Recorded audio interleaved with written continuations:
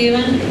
Y ahora vamos con la tercera presentación que nos va a hablar el ingeniero Fernando García sobre el manejo de la nutrición de cultivos de grano en la región pampeana, un modelo para el NOA.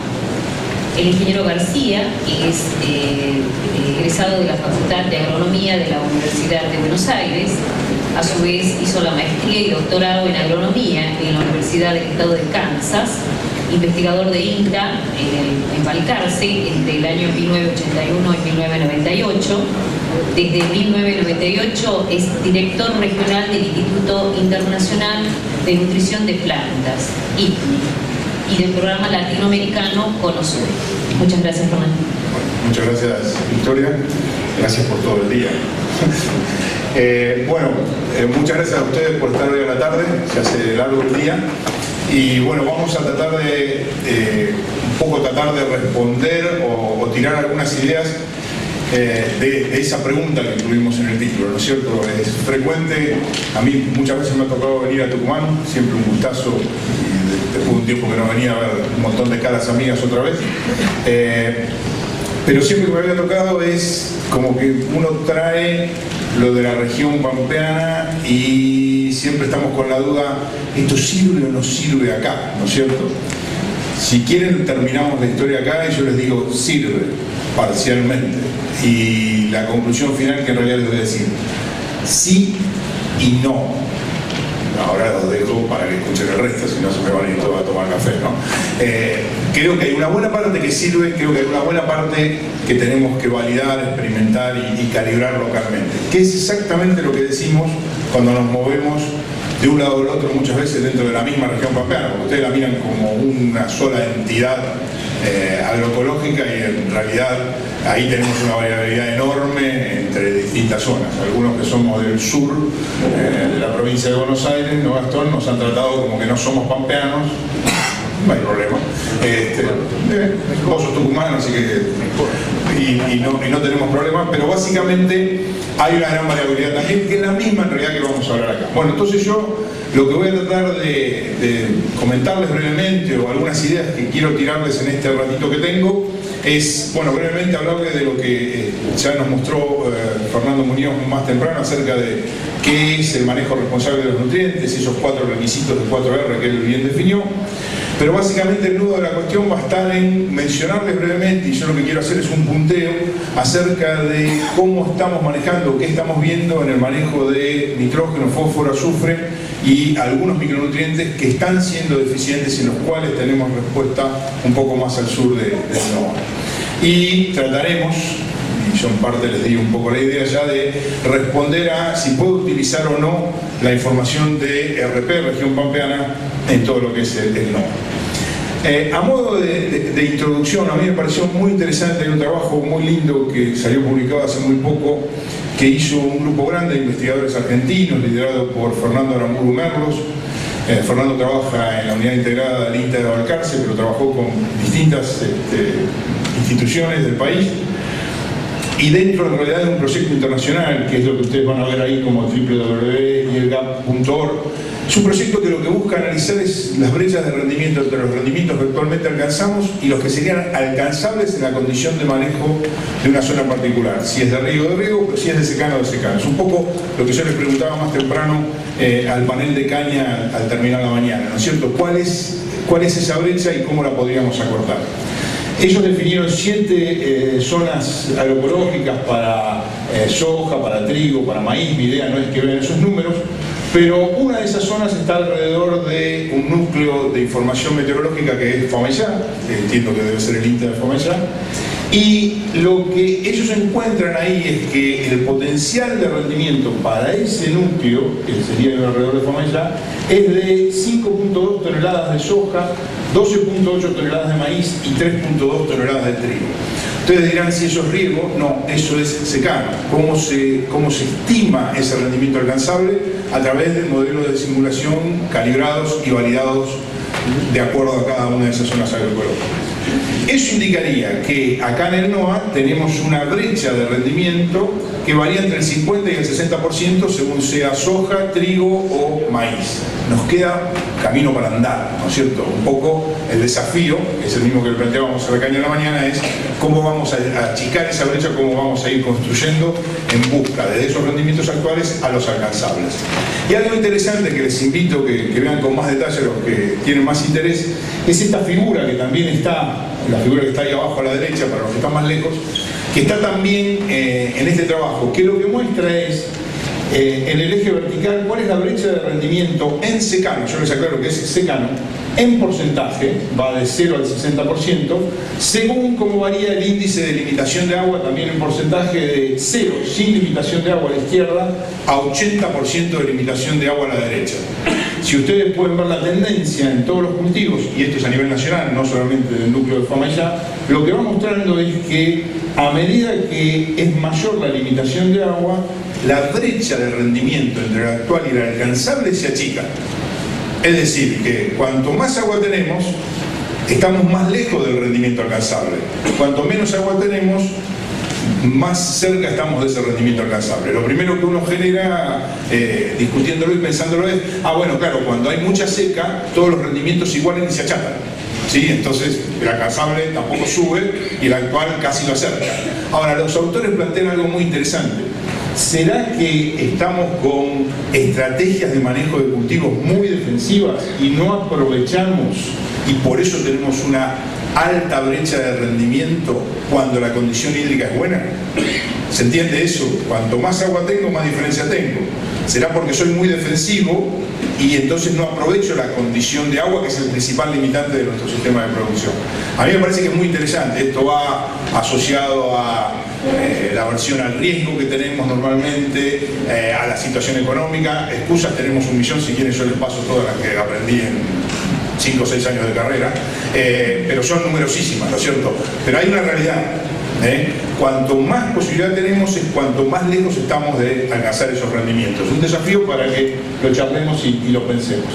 Bueno, si nos metemos un poquito más entonces dentro de tratar de cerrar esas brechas, siempre decimos que hay un sistema de producción que lo mueve, o a ese sistema lo mueven numerosas piezas de esos engranajes. Hay numerosos engranajes que lo mueven. Uno de ellos es la nutrición. Yo siempre quiero marcar esto, porque hoy vamos a estar hablando mucho de nutrición, pero si elegimos mal la fecha de siembra o la densidad de siembra, algo de eso nos decía un poco recién Esteban, obviamente no vamos a aprovechar la nutrición. Ya se acabó esto de, un poco asociado a lo que vos decías antes, Esteban, de que estemos trabajando con un proceso o un insumo o nada más que un recurso, sino que estamos trabajando en un sistema.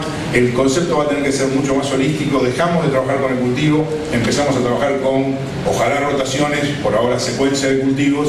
Dejamos de trabajar a nivel de nada más que de ambiente o de lote, porque sabemos que lo que hagamos en un ambiente o un lote o en una chacra va a repercutir en lo que pasa en el paisaje o en toda la cuenca en la cual estamos trabajando. Así que tenemos que empezar a abrirnos un poco más y ser un poco más panorámicos, si ustedes quieren. Bueno, dentro de eso, ¿qué son las 4 R's? O si ya nos metemos directamente en nutrición. Las 4 R's que les mostramos ahí son los 4 requisitos del manejo responsable de los nutrientes que hay en el suelo y los nutrientes que aplicamos, lo que está en el centro de la figura, elegir la fuente correcta, aplicar la dosis correcta, el momento correcto y la localización correcta. Lo importante de este diagrama es que entendamos que lo que vamos a decidir acá en este centro debe responder a objetivos del sistema de producción, que básicamente pasan obviamente por rentabilidad, productividad, durabilidad, y insistimos en que miremos cada día más y más lo de ambiente saludable, y también debe responder a los objetivos que tiene la sociedad, que es el anillo exterior, ¿no? La sociedad, y bien lo marcaba hoy más temprano Agustín, busca sustentabilidad social, económica y ambiental. Y todos los indicadores que ustedes tienen acá alrededor, algunos de los cuales usamos día a día, obviamente, rendimiento y beneficio neto, hacen a que verifiquemos que si lo que estoy haciendo con una dosis, una fuente, un momento o una forma de aplicación beneficia al sistema de producción y beneficia a la sociedad. Siempre usamos retorno a la inversión, beneficio neto, rendimiento. La intención es que día a día vayamos mirando cada vez más eficiencia de uso de recursos, cuántos kilos saco por kilo de nutrientes, por litro de gasoil, y también empecemos a mirar otros indicadores de impacto, por ejemplo ambiental, pérdida de nutrientes, calidad del aire, del agua, Creo que en parte eso también se presentó más temprano en la mañana.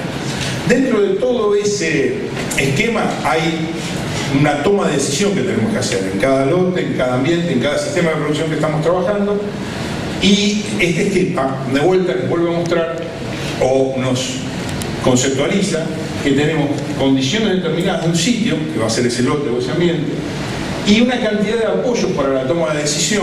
Yo ahí indico diagnóstico, porque realmente lo que estamos haciendo es diagnosticar, es decir, ver cuál es la demanda del cultivo que vamos a hacer, los cultivos que van a estar en esa rotación, cuál es la oferta de nutrientes que me da ese lote, cuál es el equipamiento que tengo para aplicar eventualmente esos nutrientes. Bueno, esos apoyos, en función de la condición de sitio, van a generar una toma de decisión en cuanto a dosis, fuente, momento y forma, y lo que muestra el diagrama simplemente es la lógica de decir, bueno, si tomo una decisión, hay una acción, hay un resultado, ese resultado va a retroalimentar la información para el año que viene, ¿no es cierto? ¿Dónde empieza el diagnóstico? Empieza conociendo los suelos. Hay un instrumento de tortura, enésima vez que digo esto en mi vida, que se llama pala, ¿está? La única herramienta que uno puede dejar en la parte de atrás de la chata sin que nadie se la robe es para trabajar, nadie la va a robar, déjenla tranquilamente. Y la pala es extremadamente útil para que nosotros veamos un poquito más cómo son nuestros suelos. Me encantó hoy cuando Agustín hablaba de que iba a hablar de 30 centímetros, pero miraron en profundidad, ¿no es cierto? El suelo no son los 20 centímetros que sacamos para fósforo pleno. El suelo es un perfil que tiene que explorar las raíces. Y bueno, metamos pala. Hoy yo no voy a hablar en particular de los temas físicos, pero la pala, por ejemplo, para los temas físicos es clave. Si no metemos pala no nos vamos a enterar si hay compactación o no. Lo que hacemos, lo más fiaca, es sacar una raíz y ver si se torció la raíz o no. Y con eso ya está, decidimos. Pero hay que meter un poquito más de pala. Después el resto del diagnóstico de fertilidad se basa mucho en esta otra herramienta que tenemos, que es poderosísima, que es el análisis de suelo. El análisis de suelo tiene varios pasos. Uno es el muestreo, que como decimos ahí tiene que ser representativo, enviar esas muestras al laboratorio. Chequeamos los laboratorios a través de sistemas de calidad, de interlaboratorios. En Argentina ya desde hace 4 años tenemos el PROINSA, recuerden ese nombre, el laboratorio en que ustedes mandan la muestra tiene que estar registrado en PROINSA. Eso me certifica que el laboratorio está siendo evaluado año a año y sigue algunas pautas de calidad. Les digo calibraciones regionales actualizadas, ¿está? Ya se dan cuenta entonces que algo de la región pampeana puede usar, pero lo bueno sería que fueran calibraciones locales, ¿no es cierto? Y después está la parte del arte, no de los fertilólogos, que nunca vamos a decir los secretos, Agustín, que es interpretar y recomendar, ¿está? Esteban nos está poniendo algoritmos, así que nos está marcando un poco la cancha. Me parece muy importante y seriamente tenemos que meternos más en el mundo de los algoritmos con la agricultura de precisión y esa división que también nos mostró muy bien Fernando Muñoz hoy más temprano cuando mostraba la producción de caña en el Valle del Cauca, la variabilidad extrema que hay en esos suelos. A veces a nosotros nos parece que es todo igual, sabemos que lo que vemos con que el lote es todo igual, no es todo igual ni por cerca. Entonces, trabajar con algoritmos, hacer muestreos representativos, georreferenciados, va a ser siempre esencial. Esta diapositiva es solamente para recordarles que el mayor error de todo ese proceso está en el muestreo. ¿Sí? Recuerden, una bolsita de suelo, a lo sumo que va al laboratorio, tiene medio kilo, 700 gramos. Una hectárea a 20 centímetros pesa entre 2 millones y 2 millones y medio de kilos. Siempre hacemos ese comentario. Entonces imagínense la representatividad, ¿no? Estoy diciendo una hectárea, 2 millones. Muy cuidadoso con el muestreo. Hay 1000 herramientas ahora para ser más cuidadosos con el muestreo. ¿Quieren ver más? Pueden consultar este artículo de Ramiro Carretero, que tuvimos la oportunidad de tener en nuestra revista de Informaciones Agronómicas. Lo pueden buscar en internet, ahí está disponible. Ramiro ahí hizo un trabajo espectacular acerca de cómo es paso a paso lo que tenemos que hacer para hacer bien un muestreo de suelo. ¿Es solo el muestreo de suelos? No. ¿Es la base? Sí. Pero, como decíamos hace un rato, el muestreo georreferenciado, lo que sumemos de indicadores, sensores remotos, imágenes satelitales, todo eso que podamos ir sensando, el dron, yo estoy fascinado con el dron porque por fin voy a poder jugar al aeromodelismo y nadie me va a poder decir nada, ¿no? Es el sueño del pibe. Vamos a tener el avioncito, ahora le tenemos una cámara, porque el dron solo no hace nada, che. Pasar el dron por arriba no sirve si no tiene algo. Ese algo que le vamos a poner nos va a ayudar, va a ser esencial para que mejoremos mucho más el diagnóstico. Acuérdense que estoy de la mano del diagnóstico. Otras cosas que en granos no hemos utilizado mucho, porque ustedes en Tucumán tienen muy buena experiencia con todo lo que es limón, por ejemplo, es los análisis de planta, ¿tá? Que no lo estamos usando como debiéramos en grano. Obviamente mucha gente de granos te va a decir, bueno, pero eso es pomorte, che, o apenas me permite arreglar un micronutriente. Bueno, pero al menos me dice si lo que estoy haciendo está bien o no. Entonces, este tipo de tabla de información, que es ir a chequear una soja de floración, porque el objeto de mi deseo es que el cultivo interprete lo que yo hice. Vamos a ver qué interpretó el cultivo. Si está bien lo que yo hice en ese maíz, ese trigo o esa soja. Entonces, es una buena forma de ir monitoreándonos, lo tenemos que sumar. Otra herramienta que también tenemos y que ustedes saben que hemos difundido muchos años es los requerimientos nutricionales. Es decir, cuando uno dice cuánto va a necesitar un cultivo de maíz absorber de nitrógeno para producir una tonelada de grano, eso es lo que muestran normalmente estas tablas. La segunda parte de la tabla a la derecha muestra cuánto de lo que absorbe va a parar al grano y por lo tanto es removida del lote. Tengan en cuenta que estos son promedios. Entonces, porque muy frecuentemente nosotros encontramos que nos dicen, che, mirá, no, tu tablita es distinta a lo que yo medí. Bueno, esto es una población de promedios y como todo, es como el año normal de precipitaciones. ¿Cuándo ocurrió? Nunca, jamás. ¿Tá? Pero nos permite tener ideas. Si quieren trabajar decididamente con la absorción y la extracción, mídanlo, insisto, en cada lote, en cada ambiente que ustedes tienen. Con esas herramientas, o algunas que yo les mencioné y algunas que voy a sumar ahora, lo que disponemos es, bueno, de toda una batería de alternativas para esa toma de decisión, que me permiten hacer el diagnóstico. Acá estoy mostrando para maíz, pero para cualquier cultivo. Fíjense que mucho está en la presiembra, mucho está sostenido en el análisis de suelo, mucho de lo que van a ver durante el ciclo del cultivo está relacionado a nitrógeno, ¿tá?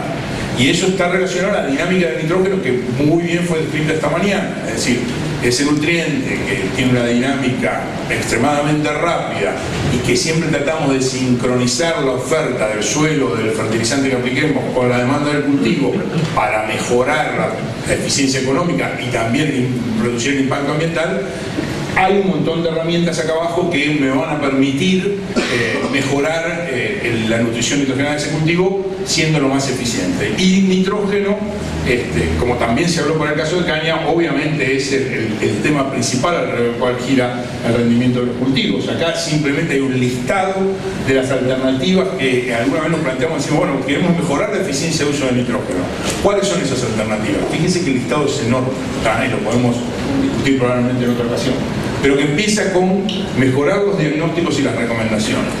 Porque algo mencionaba Agustino hoy más temprano también, cuántas muestras de suelo sacamos, ¿no es cierto? Y hace unos años hicimos algún relevamiento para cultivos de grano a nivel nacional y en Argentina se sacaba más o menos en el 2009 una muestra cada 250 hectáreas. Yo le decía a Mario Bragacini, estamos en la era de la agricultura de precisión y sacamos una muestra cada 250 hectáreas.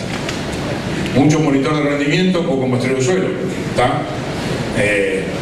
Algo falla. Y si uno mira que los laboratorios cayeron 30% en cuanto al número de muestras procesadas en los últimos 6-7 años, quiere decir que probablemente estemos sacando el año pasado una muestra cada 300 hectáreas.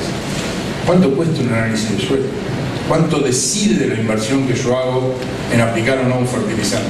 Es enorme el beneficio que me puede dar, ¿tá? Sea que tengo que fertilizar más, distinto, o que no tengo que fertilizar, ¿tá? Es una herramienta muy barata y de una tasa de retorno enorme. La batería un poco entonces más detallada y nos metemos en maíz y en particular en nitrógeno. Ustedes saben que durante muchos años, y algo también les mostraba recién Esteban, hemos trabajado con lo que es el rendimiento del cultivo de maíz en función del análisis de nitrógeno en forma de nitrato en los primeros 60 centímetros de suelo en presiembra, que sumamos el fertilizante para tener más puntos cuando hacemos esas calibraciones, Y bueno, desde hace un tiempo Adrián Correndo, que trabaja conmigo en INMI, está compilando información de maíz y de soja, y acá nada más juntó, hasta acá había juntado nada más que 415 datos, pero ya tenés cerca de 800, creo, ¿no? 1000. Y lo que nos muestra es que aún con una gran cantidad de datos de lugares muy distintos, hay una asociación entre rendimiento y nitrógeno disponible a la siembra, que si uno mira el R cuadrado es de 0,43, ¿no? Eso, para los agrónomos, espero que no haya ningún estadístico acá, quiere decir que el nitrógeno a la siembra explica el 43% del rendimiento de maíz.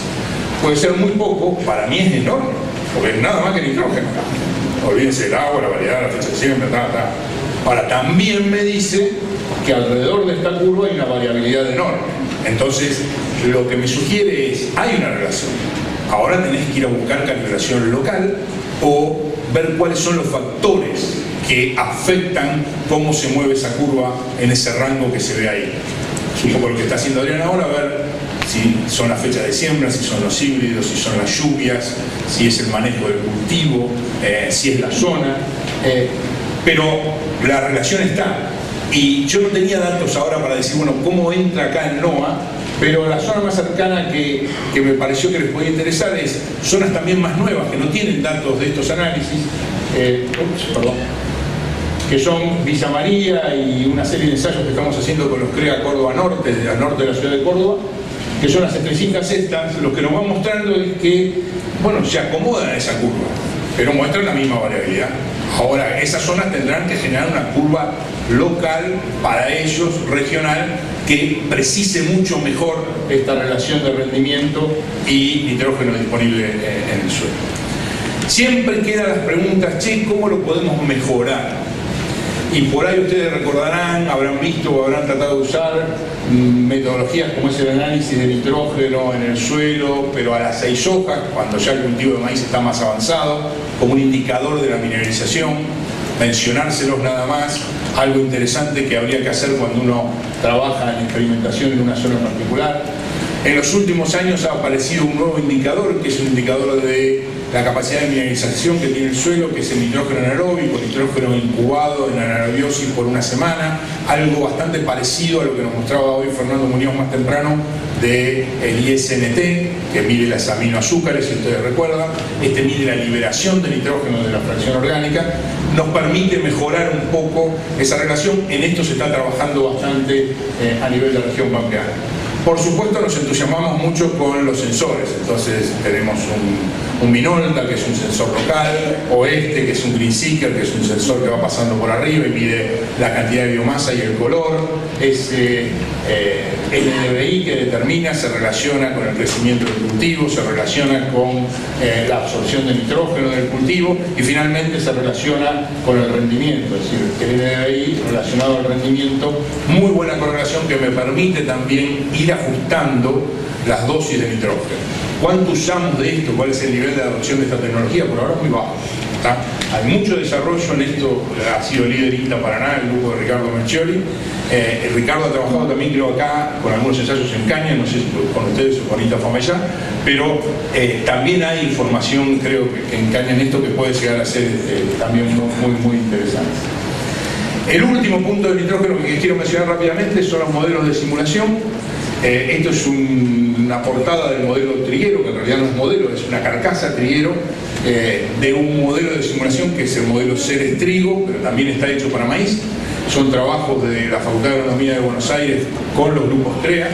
En esto se ha trabajado muchísimo y hay muy buena información, y yo creo que ahí es algo que no estamos utilizando en la medida que debiéramos. Es decir, mirar más los modelos de simulación, tienen mucho para enseñarnos. No es que uno va a apretar un botón, que siempre se imagina, aprieta el botón y te dice la dosis, ¿no? No.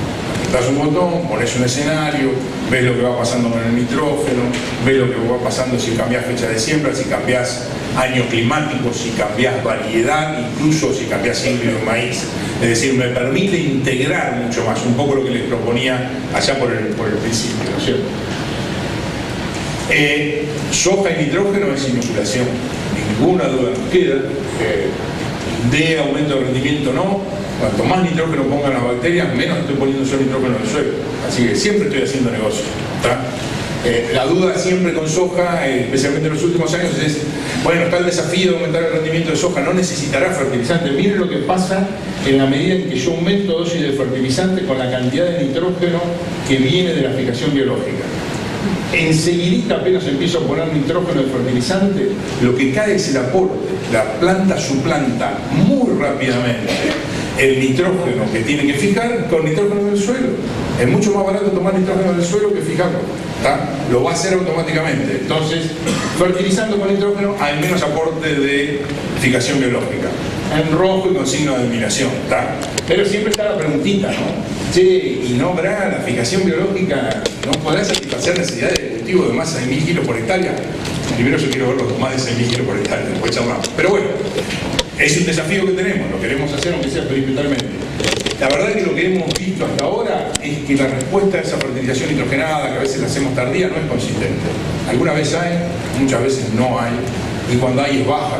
Entonces sigue siendo un desafío. En esto estamos trabajando no solamente en Argentina, también en Uruguay, en Brasil e incluso con una universidad de Estados Unidos, y por ahora no estamos viendo respuestas consistentes y de ninguna manera vamos a sugerir a la fecha, porque la ciencia es dinámica, pero no vamos a sugerir de ningún modo agregarle nitrógeno a la soja. Por otro lado, yo pienso que el día que le agreguemos el nitrógeno a la soja se acaba el beneficio con la rentabilidad de la soja, ¿no? Porque es mucho nitrógeno el que requiere. En fósforo hacemos una pasadita rápida. ¿Cómo manejarlo? Conocer el nivel de fósforo Bray del suelo. Bray 1, Bray 2, como utilizan ustedes en muchos casos. Esto de vuelta tomando el trabajo que está haciendo Adrián.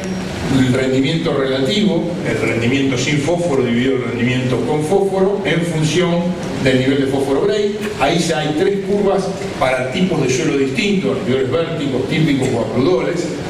Y acá sí pude tomar algún dato de Tucumán. Entonces, buscando una revista de la estación experimental de hace algún tiempo, del 2004, había un lindo trabajo de Carlos Hernández que mostraba el nivel crítico de maíz acá. Es esa estrella que está ahí. ¿No? Ahí, con confianza le puedo decir, no estamos tan lejos, ¿no? RP y NOA, es decir, Pampeana y NOA, no son tan distintos, funcionan bastante similar acá, ¿no? Y un poquito más, si uno mira lo de soja, esto es también lo que surge de los trabajos de Adrián, la frecuencia acumulada, es decir, la probabilidad de respuesta para suelos que tienen menos de 10 partes por millón en rojo, o entre 10 y 15 en amarillo, o más de 15 en verde. Si ustedes se fijan en los suelos que tienen menos de 10, o también los que tienen de 10 a 15, los rojos o los amarillos, hay una probabilidad entre el 55 y el 70% de tener respuestas mayores a 11, 12 kilos de soja por kilo de P. ¿Por qué pusimos 11 o 12 kilos de soja por kilo de P? 11 a 12 kilos o a 13 kilos es lo que necesito pagar yo de soja por kilo de fósforo elemento en los últimos 10, 15 años de relación insumo-producto. Este año, como bien nos mostraba María Fernanda, muchísimo mejor. En realidad lo deberíamos poner acá a la izquierda, ¿tá? La probabilidad es mucho mejor. Pero si tomamos eso, vemos que esos suelos que están debajo de 15 andan entre 55 y, si más bajo, 70% de probabilidad de respuesta. Algunos ensayos que ahí buscamos en publicaciones de Tucumán y de Salta, juntamos 28 sitios del 91 al 2006. Lo que vemos es que para lograr el 95% del rendimiento relativo, el nivel crítico es 9.4. Odio decir 9.4, entre 9 y 10, muchachos, porque 9.4 ningún método es tan sensible, ¿no? Le ponemos comita porque tenemos la calculadora. Pero las eficiencias de uso que están ahí abajo, lo que muestran es que debajo de 10 partes por millón, en esos ensayos se sacaban 19 kilos de soja por kilo de fósforo. ¿Se acuerdan que yo pagaba 11? Y si tomo el dato de María Fernanda, probablemente este año esté pagando 6 kilos de soja por kilo de P, ¿sí? Y acá sacó 19, altamente rentable, debajo de 10. Entre 10 y 15, por ahí no tenemos muchos puntos, ahí nos complica un poquito, y en este caso esa información nos da 4 kilos, entre 4 y 5 kilos de soja por kilo de fósforo. Decidir cómo poner el fósforo. Siempre les muestro esta curva que es conceptual, cómo varía el rendimiento en función del nivel de fósforo Bray del suelo, y decimos que hay dos filosofías, mirar el cultivo, que es la suficiencia, o mirar más el suelo, ¿tá? y que eso es una decisión casi, una charla entre el asesor y el productor, porque si yo obviamente es mi lote de propiedad, puedo pensar mucho más en lo que va a ir sucediendo a lo largo de los años. Si estoy alquilando por 6 meses, probablemente no me importe, lamentablemente es tan duro como eso, entonces voy a ponerle a peritas lo que necesita. Hay toda una serie de comparaciones que uno puede hacer de fertilizar el cultivo o fertilizar el suelo, si ustedes quieren, pero obviamente no hay una solución única, de vuelta. Es una charla, una toma de decisión entre el productor y su asesor. Obviamente acá siempre estaría la sociedad mirándonos de arriba y diciendo ¿qué estás haciendo vos con el suelo? Algún día no pasa. Información sobre cuál es el impacto que tenemos cuando mejoramos los niveles de fósforo en el suelo hay mucha. Esta es una serie de ensayos, acá hay promedio de 12 ensayos que se realizaron en varios lugares de la región pampeana, en Córdoba, Buenos Aires y Santa Fe, que muestran dosis de suficiencia, que serían esta que ustedes tienen acá, la segunda columna, y las 3 columnas a la derecha, con distintas formas de aplicación, por ahí eso no viene mucho al caso hoy, pero con dosis que son las que decimos nosotros de reponer y mejorar el nivel de fósforo del suelo. Y aún en sistemas de soca continua, como eran estos, y esto es un trabajo que estuvo extremadamente involucrado fertilizar con INTA, de hecho fertilizarlo lo apoyó económicamente. Todo lo que vemos en ese trabajo es que hay muy buenas respuestas en eficiencia de uso del fertilizante. Si María Fernanda hoy nos mostrabas 2 kilos de soja por kilo de moramónico o algo así, 2 a 3, con respuesta de 6,6 a 8, aún con esa dosis alta. Es decir, aún mejorando los niveles de fósforo del suelo, también tenemos rentabilidad en el primer cultivo que hacemos. Algo que muchas veces no miramos. Son dosis en términos de fertilizante fosfatado, 120 a 150 kilos de superfosfato triple, si ustedes quieren. Esos 25 a 30 kilos de fósforo por hectárea. De azufre, como ustedes saben, eso nos surgió allá en región pampeana a mediados de los 90, generalmente en suelos de bajo contenido de materia orgánica. Esto nació en INTA Casilda y todos pensamos que era nada más que del sur de Santa Fe. Después descubrimos que estaba en muchísimos lugares más, porque nos habíamos comido la materia orgánica. Lo que ustedes mostraron hoy, acá, lo que mostró muy bien Agustín hoy para la zona cañera, es lo mismo que pasó en todos lados. Perdimos la gran reserva de azufre, empezamos a ver más respuestas en muchos sitios. Se nos complica un poco el diagnóstico de azufre, el análisis del suelo no es tan seguro como en el caso del nitrógeno o del fósforo, pero tenemos algún dato que nos muestra que 5 o 7 partes por millón, por debajo de ese valor de azufre en forma de sulfato en los primeros 20 centímetros, parecería ser un nivel crítico.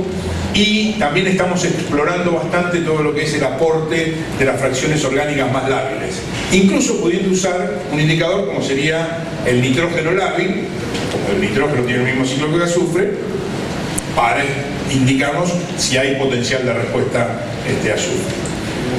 Esto queda nada más, esta es, como me dijo algún amigo una vez, esta es la diapositiva de la receta, tal cual, es la diapositiva de la receta.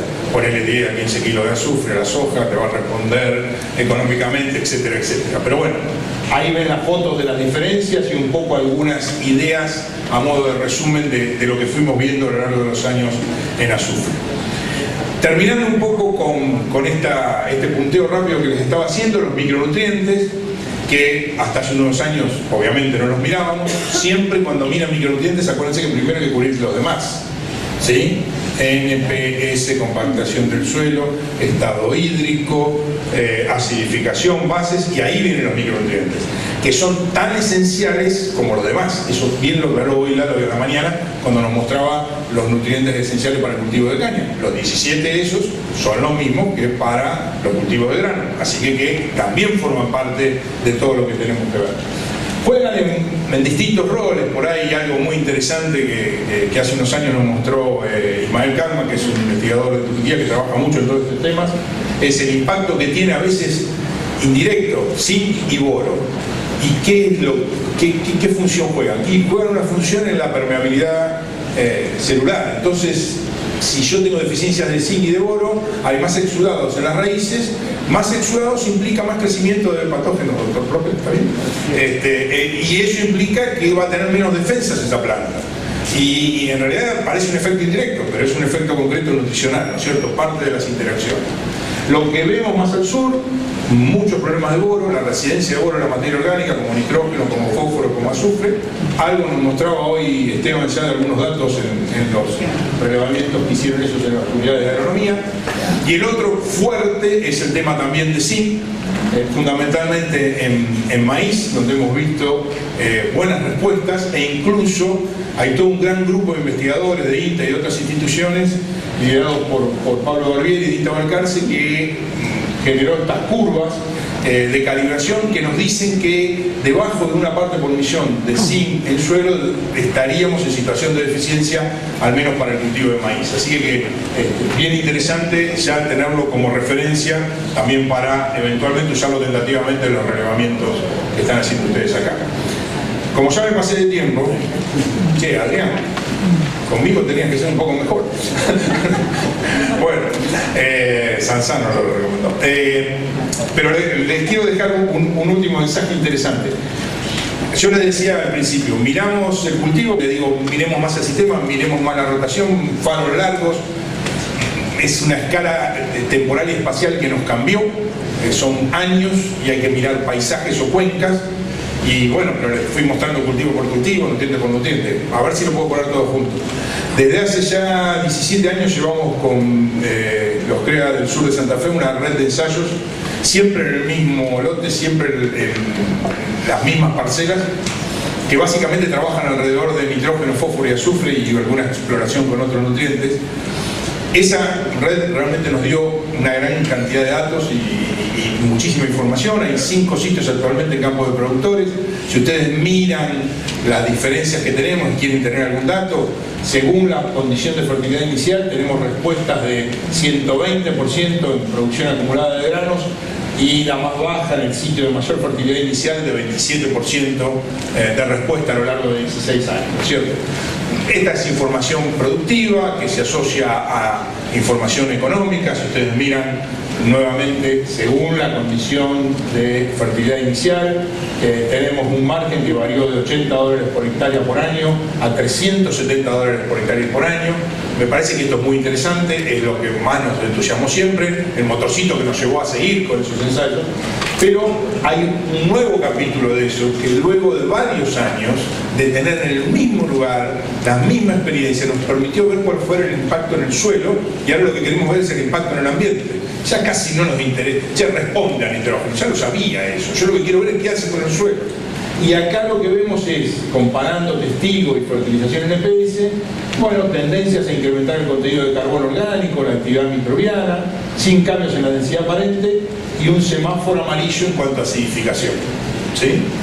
Es muy interesante esto, yo se los quiero mostrar para incitarlos directamente. Me viene bárbaro que esté el director de la estación experimental acá. ¿Dónde vamos a colocar el ensayo a largo plazo de fertilización en el predio de la experimental, afuera, como quieran? Esto es un campo de productores. Genial. Está Gastón Fernández Palma, también nos sufrió. No le digas todo lo que sufrí cada vez que hacemos parcelas, pero me parece algo, ahora seriamente, que es muy bueno iniciarlo y hacer, porque el impacto de un año es espectacular. Nitrógeno maíz, muchachos, responden nitrógeno maíz, no hay mucho nuevo para contarles. Lo bueno es ver lo que hacemos con el sistema, cómo va evolucionando ese sistema. ¿Tá? Esto lo estamos replicando en Uruguay, en Bolivia, y ahora lo empezamos, como les decía hace un ratito, con CREA Córdoba Norte. Algo similar tienen los CREA de la región oeste. APRESID en realidad fue el que lo empezó hace muchos años y todavía tenemos 2 sitios en el sudeste de Córdoba, 3 sitios, perdón, en el sudeste de Córdoba con APRESID. Así que digamos, muy buena información en la investigación a largo plazo. ¿Cuál es la respuesta? Yo se las había comentado. ¿Puedo utilizar? Les dije sí y no. Sí, por ahí, si me animo, les digo, sí, mirá, los niveles críticos de fósforo por ahí casi seguro están en el mismo rango, estos suelos no son muy distintos. ¿Tá? Y como diría algún amigo mío, che, esto es lo mismo, acá en Uruguay y Iowa, ¿no? Porque los niveles críticos son exactamente iguales. Una pequeña variación. Respuesta en inoculación, ustedes acá generaron muchísima información de eso, así que no les voy a decir. No, por ahí les diría, no, mira, los umbrales de nitrógeno y nitrato para maíz, y sería bueno recalibrarlos acá, ¿no? Y la respuesta es azufre y micronutrientes, y sería bueno validarlos acá. Pero en realidad, si yo le digo sí y no, son todas respuestas tentativas. ¿Tá? porque siempre es mejor validar, verificar y confirmar localmente, que en realidad es lo que hacemos a medida que nos vamos moviendo a distintos lugares. Estamos en la era de la agricultura de precisión, tenemos la chance de tener monitores de rendimiento, es re fácil hacer ahora tiradas para ver si funciona o no funciona. ¿Está? La verdad es que no estamos aprovechando en la agricultura de precisión la capacidad que tiene para hacer ensayos a campo, y cada día es más los resultados que van a surgir de la investigación a campo de productores y de la interacción de los productores, los investigadores y todos los actores que están alrededor de la sociedad agrícola al menos. Me parece que vamos a tener que incorporar mucho más a la sociedad urbana, ¿no? Pero entre todos nosotros, muchos estamos acá, algunos no habrán venido, podemos hacer o generar mucha y muy buena información. A mí me parece que es muy importante que, y esto está muy abajo y medio en amarillo, capaz que no lo pueden leer, voy a tratar de leérselo yo desde aquí, pero esto en realidad es una adaptación de Fernando García a una idea original de Fernando Andrade, muchos de ustedes lo conocerán a Fernando, que es que los principios son universales, pero la condición ambiental varía la intensidad de los procesos entre regiones. Por eso yo no puedo tomar toda región pampeana y trasladarlo acá. Pero también hay variabilidad entre los lotes. Y también hay entre los ambientes dentro del lote. Pero de vuelta, los procesos son universales, no cambia la volatilización de amoníaco, ni cambia la mineralización de nitrógeno, ni cambia el equilibrio entre la fracción lábil de fósforo y la que absorbe el cultivo. Lo que cambia es la intensidad de ese proceso que me lo da la condición ambiental. ¿Tá? Estamos en una era de generar más y más conocimiento y tenemos más capacidad de tomar información. Hay toda una línea de generar bases de datos y de datos que tenemos, de explorar bases de datos antiguas, lo que yo dejé en el cajón en INTA Balcarce hace muchos años, y por ahí nadie lo tomó otra vez. Capaz que quiere abrir el cajón, la macana que el cajón está en discos de 5, ¿recuerdan los 5? Y no hay quien los lea, ¿no? Habrá que pasarlos otra vez. Pero tenemos que ir trabajando en eso para ir viendo cuáles son las diferencias que tenemos regionales, entre lotes y entre ambientes. Perdón por la cháchara, muchísimas gracias.